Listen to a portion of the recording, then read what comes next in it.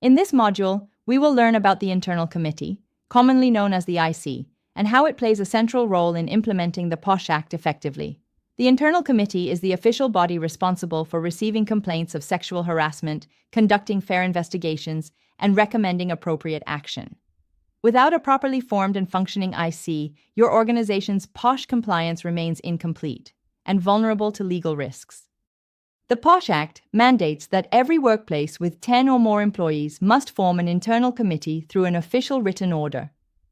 The IC must include at least 4 members, with at least 50% of them being women. The presiding officer of the committee must be a senior woman employee from the organization. Along with her, there should be 2 other employees who are either committed to women's causes or possess knowledge of legal or social issues. Additionally, 1 external member is required, preferably someone from an NGO, a practicing lawyer, or a social worker experienced in dealing with such matters. Each IC member must receive proper training on handling sensitive complaints, ensuring confidentiality, avoiding bias, and following the correct procedures. HR's responsibility is to facilitate this training, help document the appointments, and provide administrative support. However, HR should never interfere with the actual decision-making of the committee. The IC's responsibilities include receiving complaints, offering conciliation if the complainant desires, purely voluntary, conducting an inquiry within 90 days, and submitting a final report to the employer.